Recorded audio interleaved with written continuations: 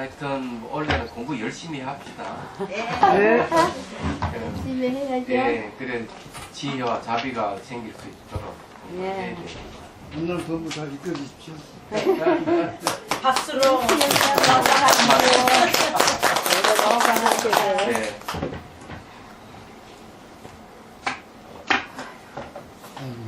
자, 오늘 611페이지요. 네. 44번 경문에 방편의 행위 아님에 대해서 얘기합니다. 세존의 시험 무엇이 방편의 행위 아닌 것이라고 합니까? 방편이라고 하는 거는 그 수단이죠, 그죠? 수단을 이제 방편이죠. 무엇이 방편의 행위 아니냐? 그 방편을 쓰는 목적이 분명하죠. 여기에서 이제 알아야 될 것은 이 방편을 왜 쓰느냐 하는 게 있어요. 예를 들어가지고 가는 대나무는 이렇게 찌르면 잘 들어가지만은 그 앞에다 뼈쪽 깎아서 찌르면 더 잘 들어가듯이 방편이라고 하는 거죠. 그런 걸 얘기를 합니다. 여기서 이제 방편이야 깨달음을 얻기 위한 방편이죠. 그러면 그 다음에 좀 보죠. 612페이지 경문이에요. 선남자의 모든 보살이 바라밀다로서 중생을 널리 이롭게 할 때 단지 재물만을 습수하여 중생을 널리 이롭게 하는 것으로 문득 기쁨과 만족함을 삼고 그들로 하여금 좋은 곳이 아닌 곳에서 나와 좋은 곳에 편안히 있게 하지 못한다면 이와 같은 것을 방편의 행위 아니라고 부르니 무슨 까닭인가? 선남자여 중생에게 이 일만 하는 것으로는 진실로 이렇게 하는 것이라고 이름할 수 없기 때문이다. 자, 여기에 이제 중생을 이렇게 하는데 제물로서 중생을 널리 이렇게 하는 것은요. 이거는 이제 방편의 행위 아니다고 이제 얘기를 합니다. 원칙서 1번 안 보죠. 질문에 의해서 바로 답변하는 것이다. 이른바 모든 보살이 내가 습수하는 일에 있어서 다만 제물로 보습하는 것으로서 방편을 삼아 만족한다면 그로 하여금 착하지 못한 곳에서 벗어나게 할 수 없다. 착하지 못한 곳이라는 거 아시죠? 안 좋은 곳이죠. 안 좋은 곳은 벗어나게 할 수 없다. 그렇죠? 이와 같은 것을 그릇된 방편의 행위라고 합니다. 자, 여기 이제 얘기하자면 이제 무엇이 바람일까 같은 경우는 이 재물만을 이제 보시하는 것만 아니죠. 근데 우리가 사회에 보면은 이제 거의 대다수가 재물로서 이익을 중생을 이롭게 하는데 몰두하고 있다고 틀림없어요. 아프리카 같은 경우 돈을 내어서 그 아이들 굶주림을 면하게 하는 거. 우선 최우선이겠지만은 그런 걸 하든지 또 불우이웃 돕기 하는 것. 그런 불우이웃 돕기 하는 거 전부 돈으로 환산해서 하잖아요. 그래서 그걸 통해 가지고 좋지 않은 곳에서 벗어나게 한다 하는 것은 벗어나게 하긴 하지만은 변하는 곳이 있지 못하게 이제 한다면은 문제가 있다 이렇게 얘기를 하죠. 이 말은 이제 뒤집어서 보면 그런 뜻이 됩니다. 지금 현재 매우 공고하고 힘이 드는데 재물로서 안 좋은 곳을 벗어나게 해서 정말 좋은 곳으로 이렇게 가면 다행이지만은 그렇지 못하다면은 이 바란 방편의 행위 아니다는 것이죠. 그럼 재물을 써가지고 안 좋은 곳에서 벗어나게 해서 좋게 살게 하면 되는데 재물로서는 다 그걸 할 수가 없다. 소임이 다 안 된다는 데 이걸 분석해보면은 무슨 말 이해가 되시죠? 재물이 능사가 아니라는 거죠. 그렇죠. 그런데 우리 사회에 보면 이 돈을 내기만 하면 다 된다고 생각하지만은 저는 그게 아니라고 생각합니다. 근데 여기서 또 지적하고 있는 거죠. 현대에 미쳐봐가지고.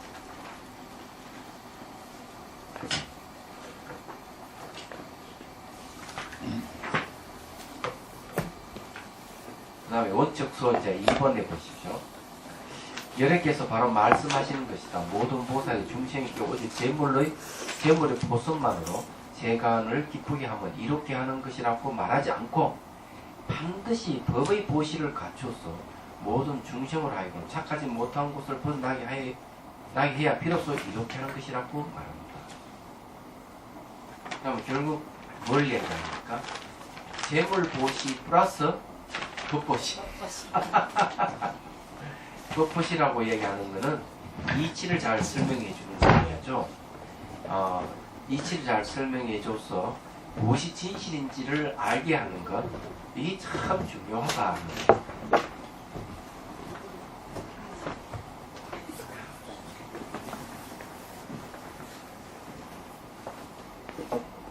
자, 여기 이제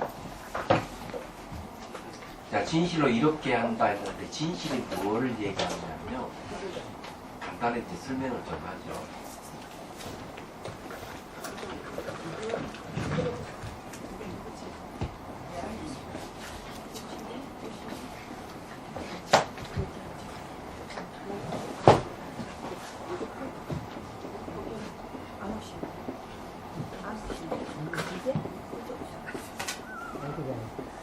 좀 이 구절을 좀 설명이 좀 필요할 것 같았어.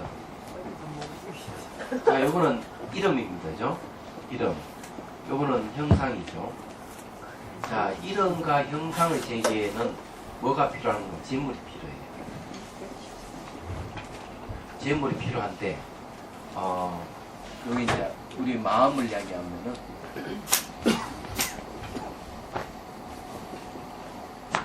두 가지를 얘기를 할 수가 있어요.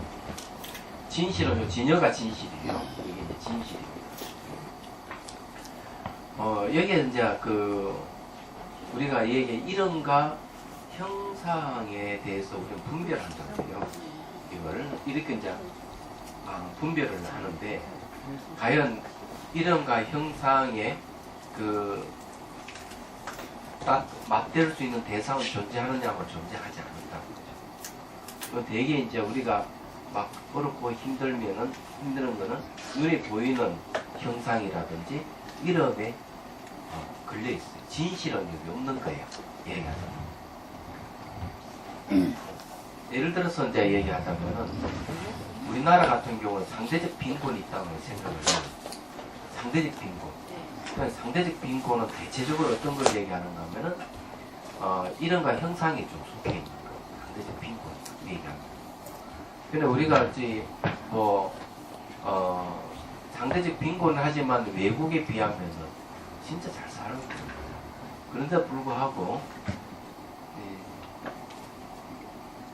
이름에 딱 이렇게 비교를 해보면은 이게 우리는 진짜 자기보다 훨씬 잘 사람 비교하고 자기는 못 산다 이렇게 생각을 하는 거죠.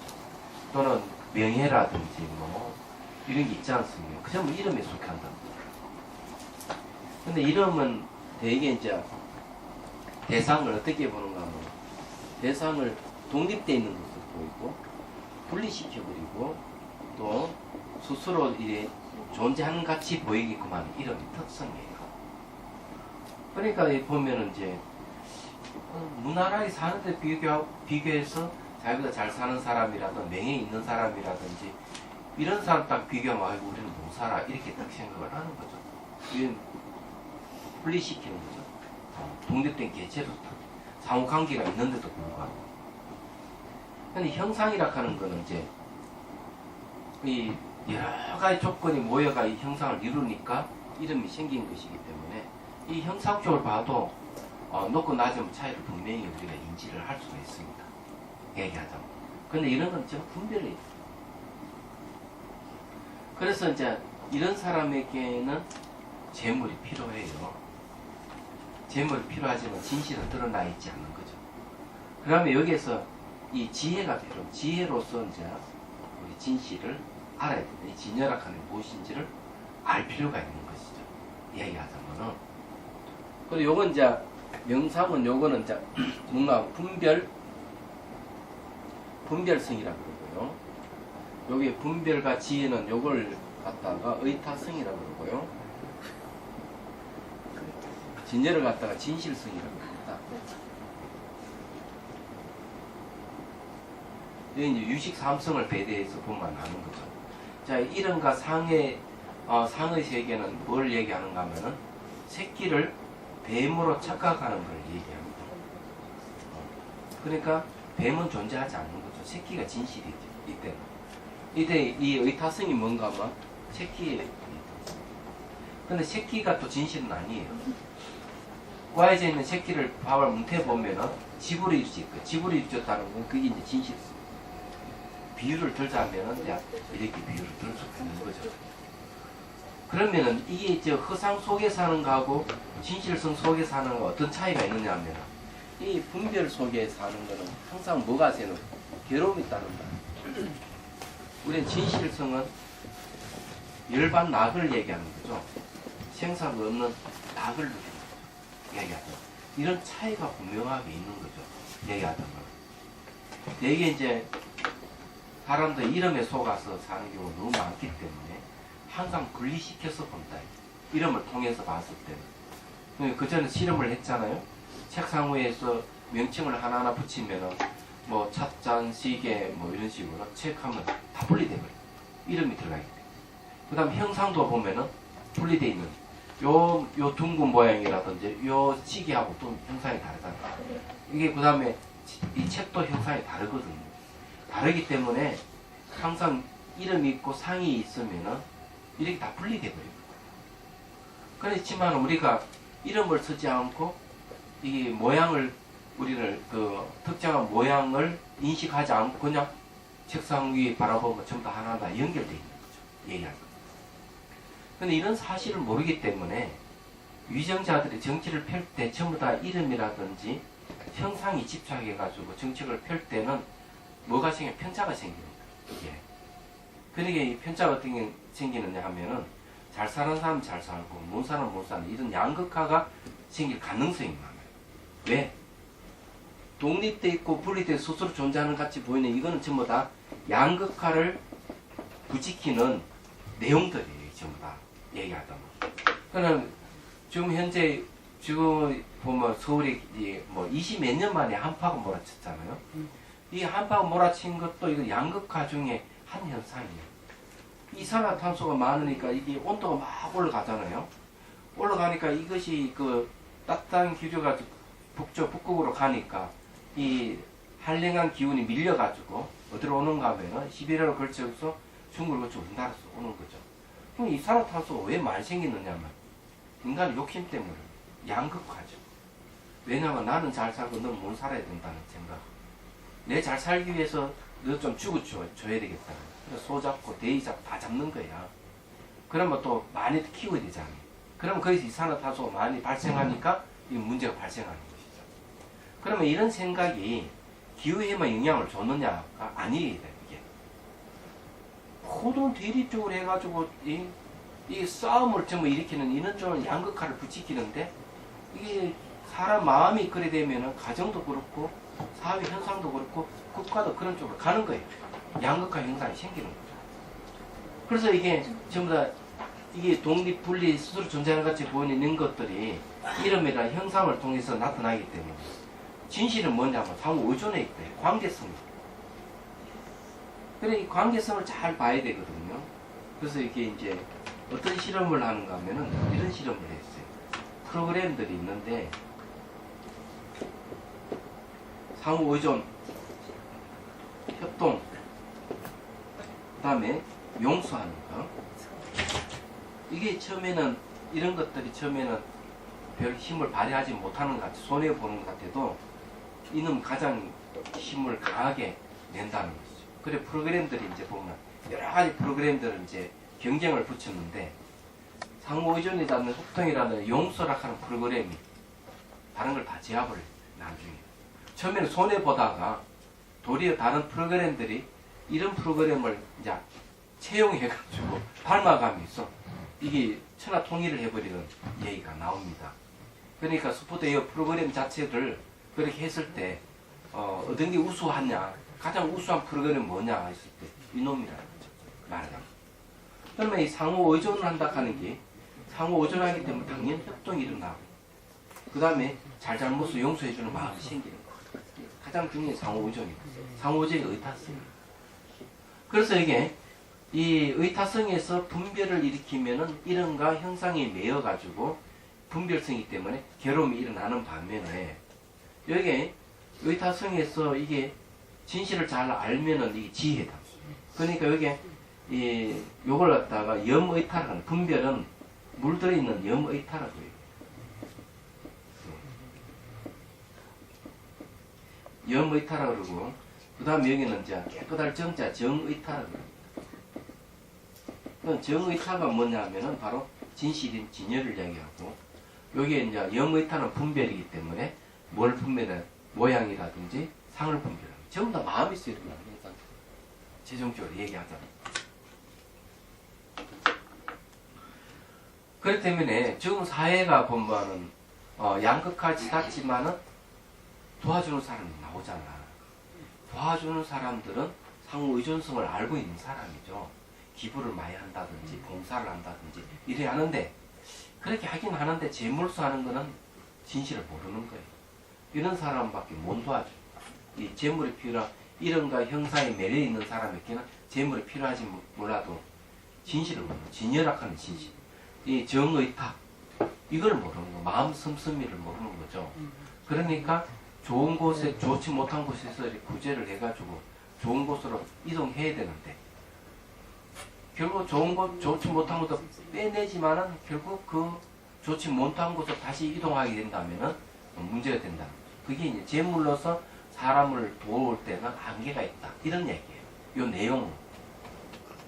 그러네. 그래서 독보시가 필요하다. 독보시라고 하는 거는 이런 진실을 잘 알고 우리 상호 의존에서 도와줘야 된다. 처음에는 내가 손해보는 것 같아도 그렇지 않다. 물질로만 도와주는 게 아니고 이런 이치를 잘 설명해 주는 것도 도와주는 것이다. 얘기하자면 그게 이제 방편이 필요한 거예요. 이 내용이 이제 그런 내용. 그 다음 비유로 들어가죠. 그건 이해가 되시죠? 네.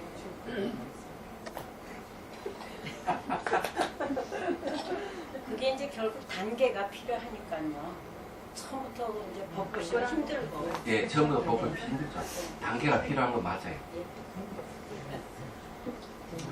자, 비유 봅시다. 똥의 비유. 비유하자면 많거나 적거나 간에 더러운 똥은 끝까지 향기롭고 깨끗한 것으로 만들 수 없는 것과 같으니. 그렇죠? 예. 자, 거기에 이제 원칙도 3번에 봅시다. 비유로 말한 것이다. 마치 세간에서 더러운 똥을 많거나 적거나 간에 끝내 향기롭고 깨끗한 물건이 될 수 없는 것 같다. 똥은 행보를 비유하고 향기는 열반을 비유한다. 행보라고 하는 것은요, 이 이치를 모르는 무지에서 오는 괴로움을 갖다 행보라고 해요. 행이라 하는 건 조작이라는 뜻이 있거든요. 까르마 업이에요. 그런 뜻이 있습니다. 이게 조작이라는 말을 하니까 제가 얘기를 하죠. 수행 점검을 하는데 지금 이제 수행자 한 명이 있어요.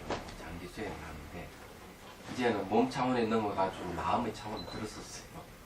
들었었는데 뭘 발견하는가 하면은 바로 이게 마음이 조작하는 것을 이제 발견하게 돼요. 이런 얘기입니다. 자수를 하다가 문득 감이 떠올라. 감. 무는 감.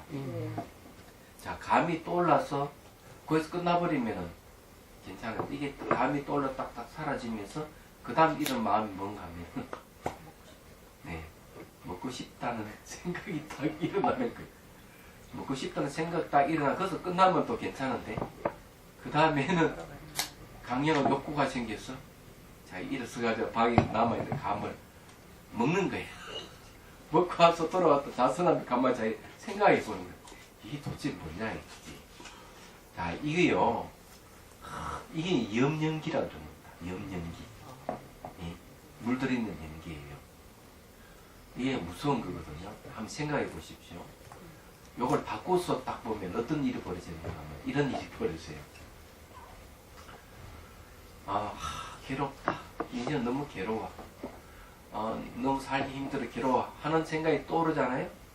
그 다음에 일어나는 게 뭐가 떠오르겠어? 자살해야 되겠다는 생각이 떠오르는데, 그 다음에는 행동을 옮겨서 진짜 옥상에 뛰어내리거나 목을 낼 수가 있다. 그런데 이게 TV에서 한번 그런 반영이 했어요. 자살 미수에 그친 사람에게 물어보니까 진짜 그때 죽을 때는 안 죽지 않으면 해결 안 될 것 같다는 거죠. 그럼 딱 벗어나고 보니까 별거 아닌 걸 가지고 내가 죽으려고 했다. 이 생각을 하는 거죠. 얼마나 무서운지 알 수가 없는 겁니다. 얘기하자면. 근데 이제 또 뭘 발견하는가 하면 또 이걸 발견해요. 자기가 좋은 생각이 딱 떠올라가 딱 사라지잖아요? 그럼 사라진 걸 다시 재차 떠올리는 겁니다. 떠올리고 딱 붙들고 있는 거죠. 자, 요걸 이제 까르마라 업이라고 합니다. 이 업의 특성은 뭔가 하면 자기가 만들어 놓고 마음이 그쪽에 딱 향하고 그 다음에 그 만들어 놓은 대상을 보존하는 거예요. 이게 업의 특성이에요. 근데 이 좋은 생각이 떠오르는데 붙들고 있는 게 업의 특성이에요. 그 앞에 일어나는 거 연쇄 반응이라는 감매에 대한 연쇄 반응이 일어났잖아요. 이것도 업입니다. 얘기하자면 업인데 이건 뭘 봐야 돼? 일어나고 사라짐을 잘 보면 되는데 일어났다가 딱 사라지면 이게 실체가 없는 것이라는 인식이 와야 되는데 감에 대해서 떠오르는 게 딱 사라지면서 먹고 싶다는 생각이 반대로 딱 연계돼서 딱 일어나고 이게 이제 뭔가 그 다음에 이제 행동을 옮기자. 이게 이제 업입니다. 이것도. 그래서 여기서 뭐가 일어나는가 하면 행고락하는 게 이 업이 바로 행위예요. 행위락하는 거는 형성력이라는 뜻입니다. 형성하는 이것저것 조합 안에 힘을 얘기합니다. 그래서 이게 행고락하는 게 이제 가장 어려운 건데 이게 왜 어려운가 하면 바로 무지에 대한 괴로운 거예요. 이런 이치를 잘 모르는 무지. 모든 걸 원인과 조건에서 생겼다, 사라졌다는 걸 잘 모르는 거예요. 모르기 때문에 자기의 내면을 쳐다보지 않으면 이런 사실을 전혀 모르고 생각이 일어나는 대로 행동을 옮기는 일이 벌어져 버려요.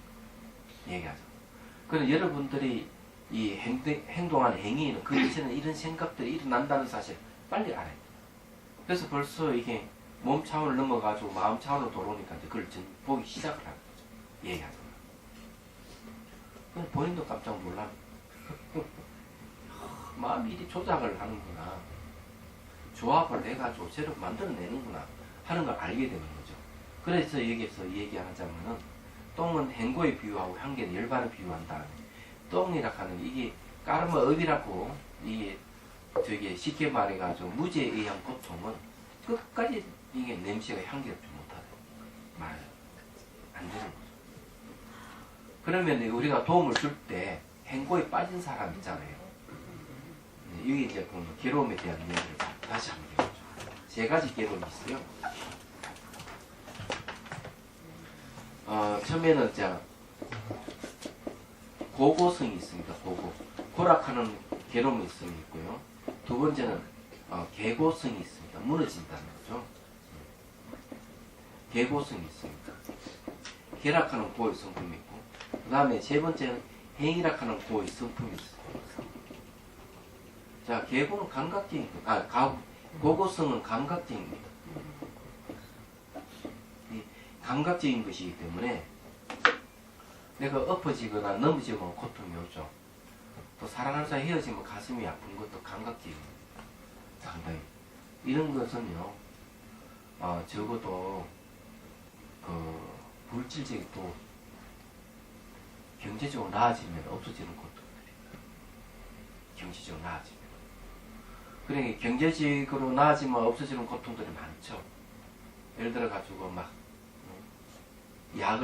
약을 먹어야 되는 사람, 몸이 아파 약을 먹어야 되는 사람 있잖아요.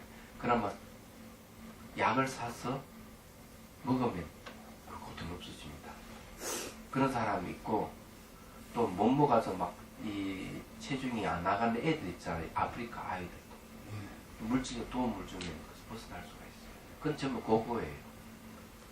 근데 계고는 뭔가 하면 이게 정신적인 겁니다.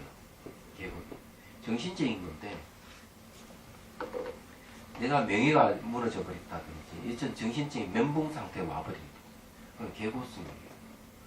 자기 쌓아 올린 이게 하루아침에 그걸로 인해 그 뭡니까 도덕적 타격을 입어가지고 사람이 그냥 멘붕 상태에 빠져버리는 경우가 있어요. 미국에서도 있었잖아요. 그런 정치인들 그런 게 있는 뭐 CIA 넘는 거, 그 총수입니까? 국장입니까? 예?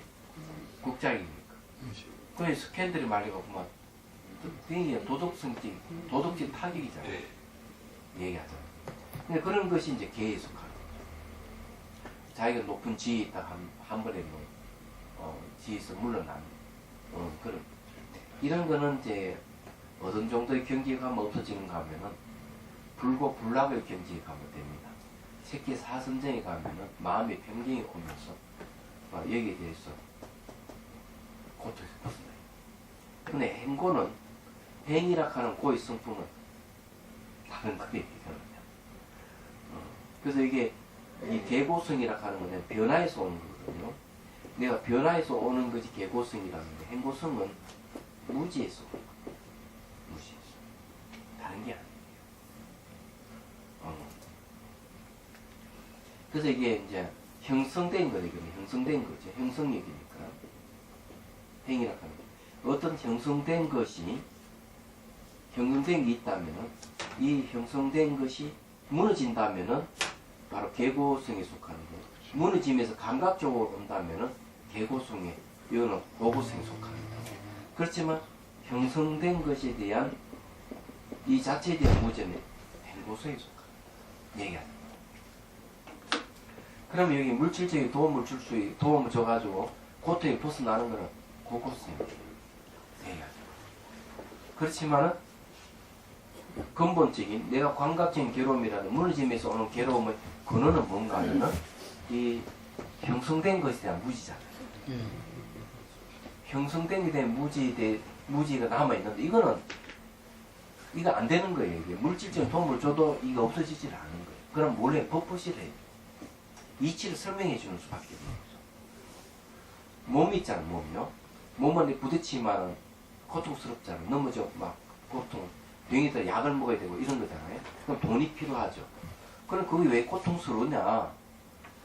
따져보면은 스트레스를 많이 받아서 고통스러울 수가 있어요. 그럼 스트레스가 뭔가? 개고통에 속할 수 있어요.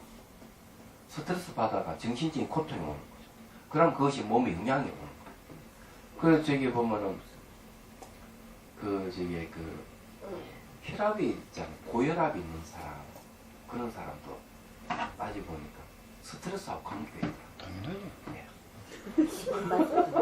맞아. 그 다음에 성인병이 지금 스트레스 관계가 있고, 암도 스트레스 관계가 있고. 근데 그게 정신적인 거거든요. 개고성에서 오는 거예요. 이 변화하는 것에 순간적으로 불안을 느끼는 거. 언제 잘릴지 모른다든지 뭐 이런 거. 직장인들. 예. 직장. 그런데 그것이 다 따져보면은 물질과 정신이 형성되어 있는 오원에 대한 문제죠. 이게 형성되어 있잖아요. 그거는 행고성에 속하는 겁니다. 이 오원에 대한 바른 이해가 있어야 됩니다. 이게. 물질과 정신이 서로가 이렇게 결합되어 있기 때문에.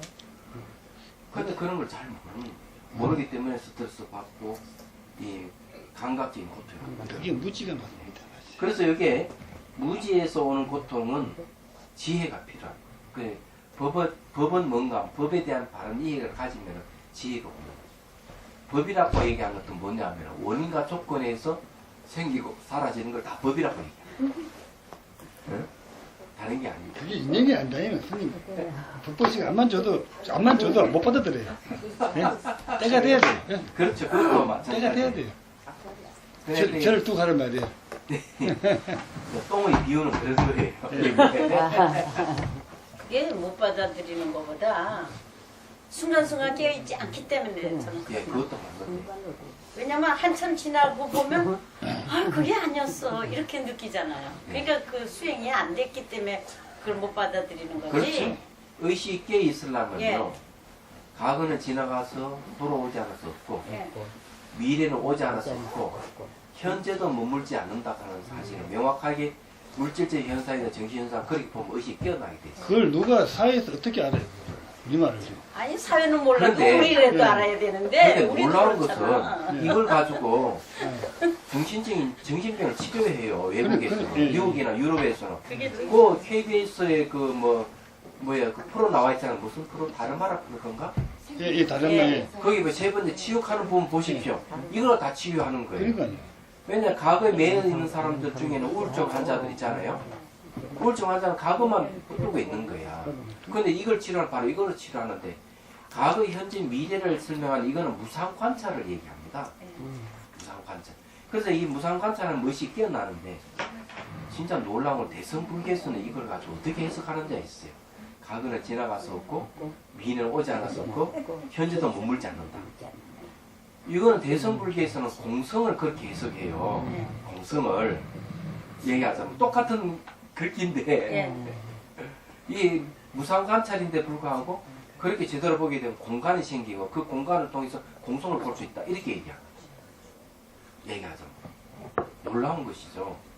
그래서 이게 몸과 마음이 일어나는 무상관찰이 왜 중요하다 한지를 알 수가 있는 거예요. 이게 말하자면. 그래서 이게 이제 여기 법보실 이야기하는 게 거기.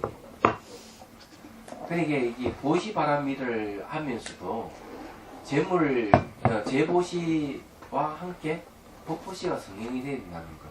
같이 일해야 된다는 이유가 그거 얘기하자면.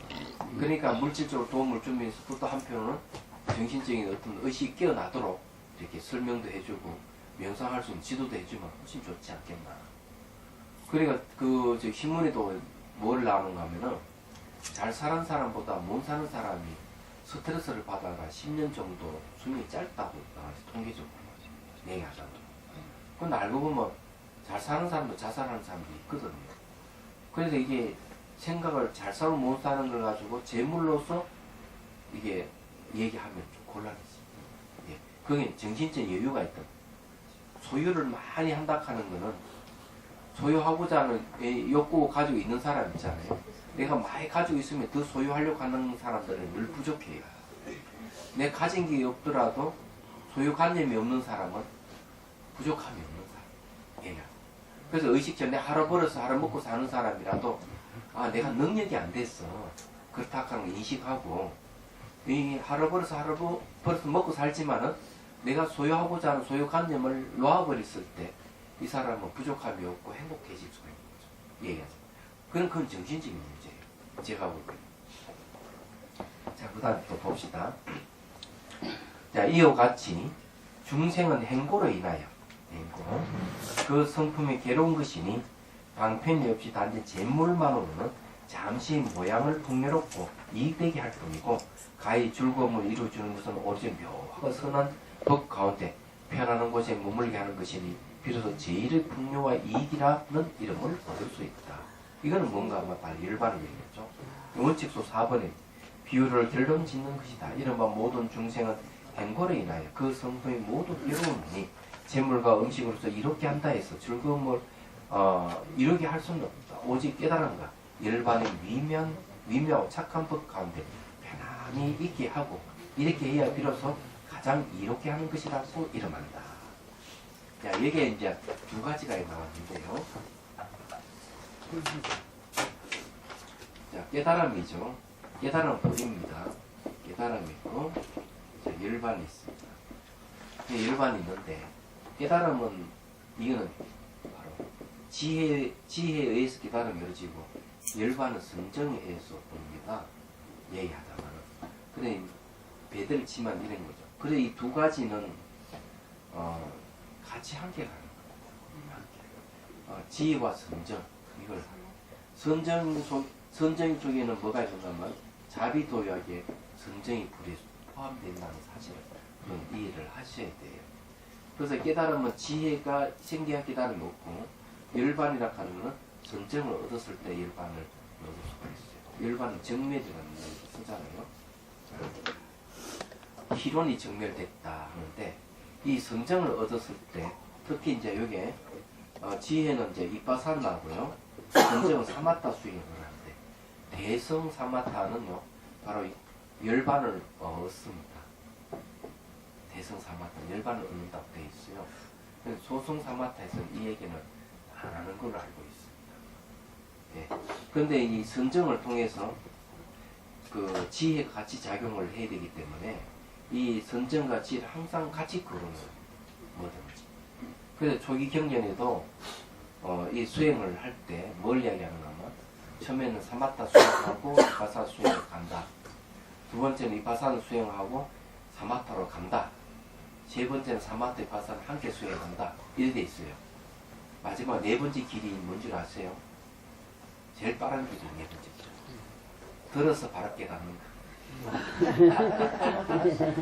그러면서 그 이제 초기 경제는 뭘 얘기하는가 하면 법을 들어서 바로 깨닫는 것에는 뭐가 일어나는가 하면 도구가 일어난다.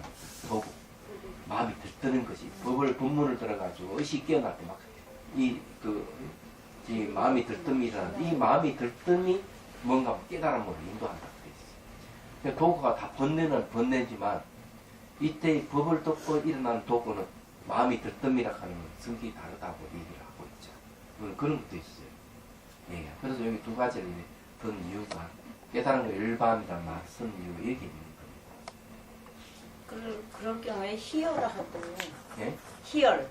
예. 희열을 느끼는 거하고는 어떤 차이가? 이게 선정을 얻게 되면 기본적으로 희열이 옵니다.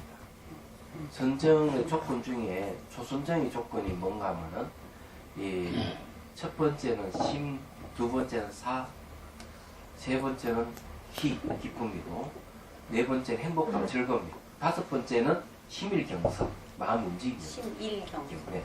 요 다섯 가지 하나가 합해져야만이 다 갖추어야만이 초선정이라고 해요. 성경 속에 어떻게 자비가 들어가요? 예. 자비선정이란 말을 써요. 내 자비심이 생기면 부정적인 심리가 없어지기 때문에 선정이 온다. 예. 그래서 이게 청전 도론에 보면은 사마타 수행이 자비관에 들어가 있습니다. 자비관을 하게 되면 선정이 옵니다. 예, 정화가 자비이사관이에요. 사무량힘관입니다. 근데 그걸 줄여가 자비관에 들어가요. 선생님 희열하고 선열하고 같아요? 희하랑 선정, 예. 선열. 예, 선열당 예. 할 때 근데 선열. 선도 뭔가 하면 선정을 얘기하기 때문에 한 법렬하고 좀 다른 거예요. 그래서 이게 수행과 마음의 고요함에서 오는 뭐가 기쁨이시니. 그래서 이 청전도론의 이 기쁨을 설명할 때도 마치 기쁨이 물 믿듯이 이게 오는 기쁨이 있고 한번 바바람이 쓱 스쳐가듯이 한번 쓱 지나가는 기쁨이 있고 이 해오릿바람 같이 막 이렇게 솟아오르는 기쁨이 있다. 이렇게 표현을 해요. 청전도론에도 여러 가지 기쁨을 얘기를 합니다.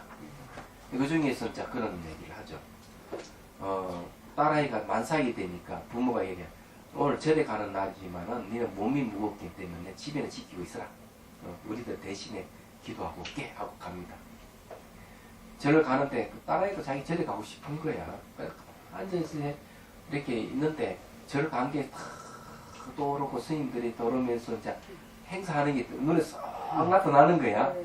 그러니까 막 기쁨이 막 생기면서 해오릿바람 같이 용소수처럼 기쁨이 생겨요. 그럼 몸이 뜨는 겁니다. 떠들이면 그 몸 상태로 들어가는가 하면 절로 가는 거야. 그래 딸아이 먼저 절에 도착. 부모들 깜짝 놀라. 이거 어떻게 왔느냐. 이런 이야기가 청전도론에 기록이 돼 있어요. 그 용소수친 그런 겁니다. 이런 거는 전부 다 선정하고 관련되는 감정이라 하는 기쁨도 감정이고 행복감도 감정인데 선정이 하나의 요소라고 하면 믿기지 않는 것이죠. 그런 겁니다. 그렇지만은 이제 삼선정쯤 가면은 이제 그런 게 없어져요. 기쁨도 없어지고 즐거움이나 행복감도 없어져요. 사선정이 가면 완전 평균 상태 들어갑니다. 그래서 이게 자비, 희, 사를 얘기할 때 자비, 희, 희까지 오다가 사에 오면 버릴 사자 쓰는 거죠. 자비, 희 세 가지라고 감정 다 버려요. 버릴 때 평균 상태 들어가요. 예. 그런 게 있어요. 우리가 이 추운데도 오는 것도 배움의 그 생각, 여기 오는 것도 만나는 생각, 이래고 그냥 쫓아오는 거잖아. 네. 응? 그렇잖아요? 네. 꼼짝하지 말으라 그래도 아이고 나는 간다 하고.